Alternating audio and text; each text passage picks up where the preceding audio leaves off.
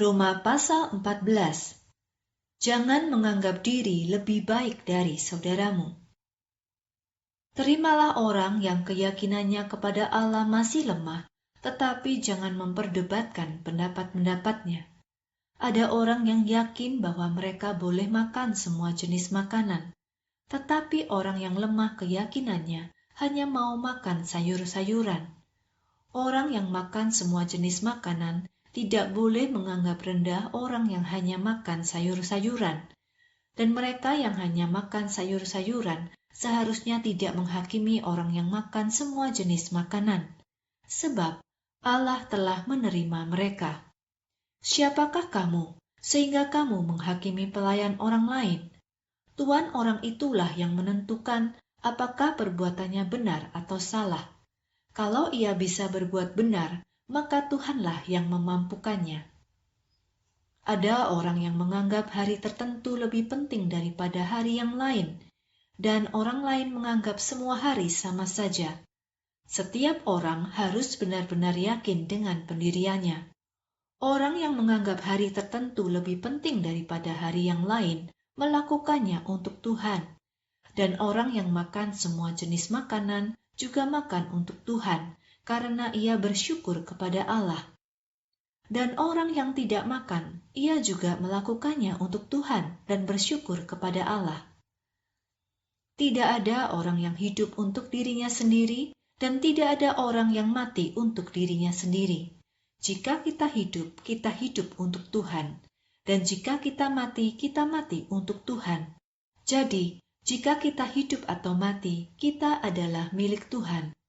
Untuk itulah Kristus mati dan bangkit kembali supaya ia menjadi Tuhan, baik untuk yang mati maupun yang hidup. Jadi, mengapa kamu menghakimi saudaramu seiman? Atau mengapa kamu menghina saudaramu? Kita semua akan berdiri di hadapan kursi pengadilan Allah untuk diadili. Dalam kitab suci tertulis, Tuhan berkata, "Karena Aku Allah yang hidup, maka semua lutut akan bersujud di hadapanku, dan semua lidah akan memuliakan Allah." Oleh karena itu, setiap kita akan memberikan tanggung jawab atas diri sendiri kepada Allah.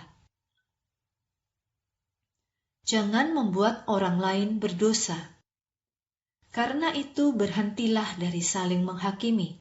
Berusahalah supaya kamu tidak menjadi batu sandungan atau penghalang bagi saudara seimanmu. Aku tahu dan yakin, dalam Tuhan Yesus tidak ada satu makanan pun yang haram. Tetapi jika ada orang yang menganggapnya najis, maka makanan itu najis bagi dirinya. Tetapi jika kamu menyakiti saudaramu karena makanan yang kamu makan, kamu berarti tidak melaksanakan kasih. Jangan kamu menghancurkan saudaramu dengan makananmu, karena Kristus telah mati untuk dia.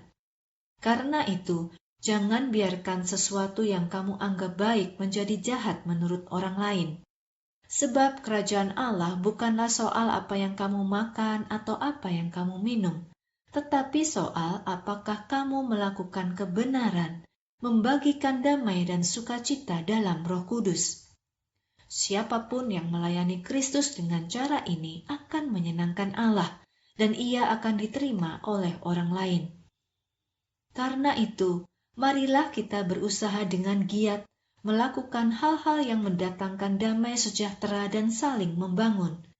Jangan merusak pekerjaan Allah hanya karena soal makanan. Semua makanan adalah halal, tetapi akan salah untuk orang yang membuat orang lain tersandung karena apa yang dimakannya. Lebih baik tidak makan daging atau minum anggur atau melakukan hal lain jika hal itu membuat saudaramu tersandung. Keyakinanmu akan makanan haruslah kamu simpan sebagai keyakinanmu sendiri dengan Allah. Berbahagialah orang yang tidak merasa bersalah untuk apa yang ia yakini sebagai hal yang benar. Tetapi, siapapun yang tidak yakin bahwa yang ia makan adalah halal, maka ia membuat dirinya bersalah. Segala sesuatu yang dilakukan tanpa keyakinan adalah dosa.